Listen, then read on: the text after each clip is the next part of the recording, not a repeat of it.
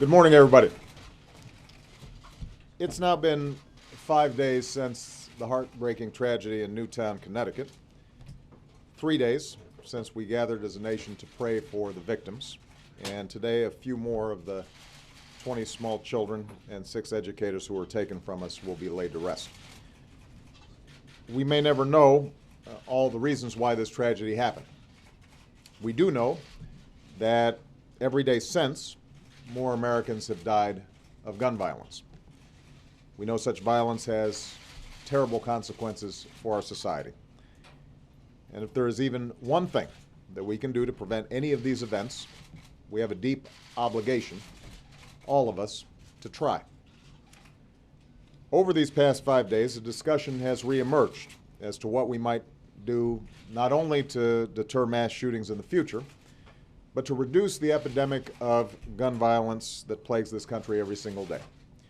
And it's encouraging that people of all different backgrounds and beliefs and political persuasions have been willing to challenge some old assumptions and change long-standing positions.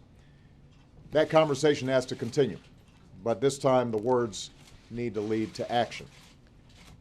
We know this is a complex issue that stirs deeply held passions and political divides. And as I said on Sunday night, there's no law or set of laws that can prevent every senseless act of violence in our society. We're going to need to work on making access to mental health care at least as easy as access to a gun. We're going to need to look more closely at a culture that all too often glorifies guns and violence. And any actions we must take must begin inside the home and inside our hearts. But the fact that this problem is complex can no longer be an excuse for doing nothing. The fact that we can't prevent every act of violence doesn't mean we can't steadily reduce the violence and prevent the very worst violence. That's why I've asked the Vice President to lead an effort that includes members of my cabinet and outside organizations to come up with a set of concrete proposals no later than January, proposals that I then intend to push without delay. This is not some Washington commission. This is not something where folks are going to be studying the issue for 6 months and publishing a report that gets read and then pushed aside. This is a team that has a very specific task to pull together real reforms right now. I asked Joe to lead this effort in part because he wrote the 1994 crime bill that helped law enforcement bring down the rate of violent crime in this country. That bill also included the assault weapons ban that was publicly supported at the time by former presidents, including Ronald Reagan. The good news is there's already a growing consensus for us to build from. A majority of Americans support banning the sale of military-style assault weapons. A majority of Americans support banning the sale of high-capacity ammunition clips. A majority of Americans support laws requiring background checks before all gun purchases so that criminals can't take advantage of legal loopholes to buy a gun from somebody who won't take the responsibility of doing a background check at all. I urge the new Congress to hold votes on these measures next year in a timely manner.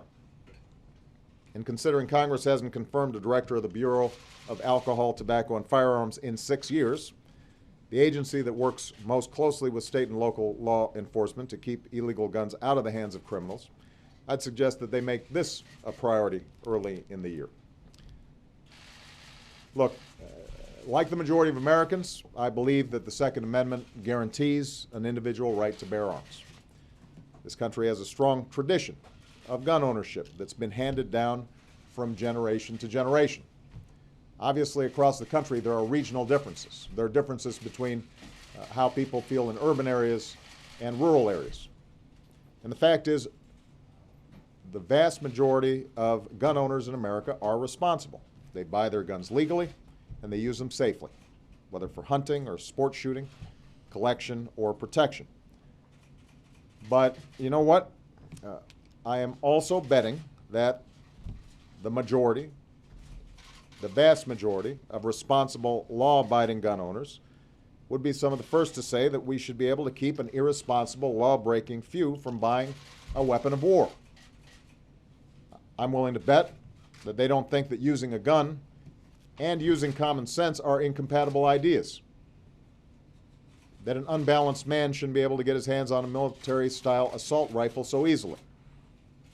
That in this age of technology, we should be able to check someone's criminal records before he or she can check out at a gun show. That if we work harder to keep guns out of the hands of dangerous people, there would be fewer atrocities like the one in Newtown, or any of the lesser-known tragedies that visit small towns and big cities all across America every day. Since Friday morning, a police officer was gunned down in Memphis, leaving 4 children without their mother. 2 officers were killed outside a grocery store in Topeka. A woman was shot and killed inside a Las Vegas casino. 3 people were shot inside an Alabama hospital. A 4-year-old was caught in a drive-by in Missouri and taken off life support just yesterday. Each one of these Americans was a victim of the everyday gun violence that takes the lives of more than 10,000 Americans every year. Violence that we cannot accept as routine. So I will use all the powers of this office to help advance efforts aimed at preventing more tragedies like this. We won't prevent them all, but that can't be an excuse not to try. It won't be easy, but that can't be an excuse not to try. And I'm not going to be able to do it by myself. Ultimately, if this effort is to succeed, it's going to require the help of the American people. It's going to require all of you. If we're going to change things, it's going to take a wave of Americans, mothers and fathers, daughters and sons, pastors, law enforcement, mental health professionals, and yes, gun owners, standing up and saying, enough, on behalf of our kids. It will take commitment and compromise, and most of all, it will take courage. But if those of us who were sent here to serve the public trust can summon even one tiny iota of the courage those teachers, that principal in Newtown summoned on Friday, if cooperation and common sense prevail, then I'm convinced we can make a sensible, intelligent way to make the United States of America a safer, stronger place for our children to learn and to grow. Thank you. I've got David Jackson. Well, thank you, Mr. President. Getting back to the gun issue, you alluded to the fact that Washington commissions don't have the greatest reputation in the world.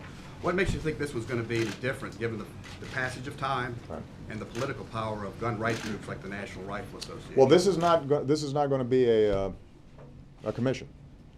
Joe is going to gather up some key cabinet members who have an interest in this issue. We're going to reach out to a bunch of stakeholders. We're going to be reaching out to members of Congress who have an interest in this issue. It's not as if we have to start from scratch. There are a whole bunch of proposals that have been thought about, debated, but hopefully also some new ideas in terms of how we deal with this issue. Their task is going to be to sift through every good idea that's out there and even take a look at some bad ideas before disposing of them and come up with a concrete set of recommendations in about a month. And I would hope that our memories aren't so short that what we saw in Newtown isn't lingering with us, that we don't remain passionate about it only a month later. And as soon as we get those recommendations, I will be putting forward very specific proposals. I will be talking about them in my State of the Union, and we will be working with interested members of Congress to try to get some of them done.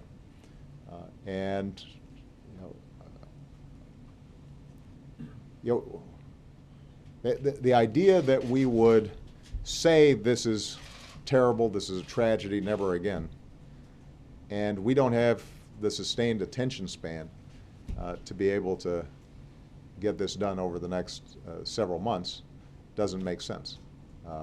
I have more confidence in the American people than that. I have more confidence in the parents, the mothers and fathers that I've been meeting over the last several days all across the country from all political persuasions, including a lot of gun owners who say, you know what, this time we've got to do things differently. What about the NRA? Well, the NRA is an organization that has members who are mothers and fathers. And I would expect that they've been impacted by this as well. And hopefully they'll do some self-reflection. And here's what we know, that any single gun law can't solve all these problems. We're going to have to look at mental health issues. We're going to have to look at schools. There are going to be a whole range of things that Joe's group looks at. We know that issues of gun safety will be an element of it. And you know, what we've seen over the last 20 years, 15 years, is this sense that anything related to guns is somehow an encroachment on the Second Amendment.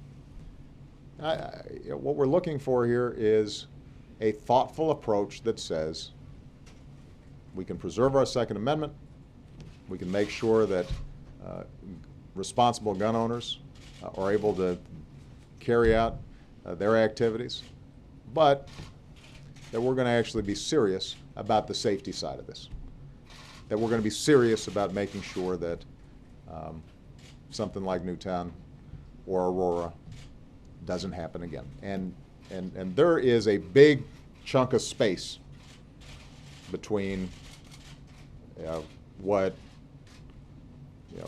the Second Amendment means and having no rules at all. And that space is what Joe's going to be working on to try to identify where we can find some common ground. So I've got, I'm going to take one last question. Go ahead, Jake. It seems to a lot of observers that you made the political calculation in 2008 in your first term and in 2012 not to talk about gun violence. You had your position on renewing the ban on semi-automatic rifles that then Senator Biden put into place, but you didn't do much about it. This is not the first issue, the first incident of horrific gun violence of your 4 years. Where have you been? Well, here's where I've been, Jake.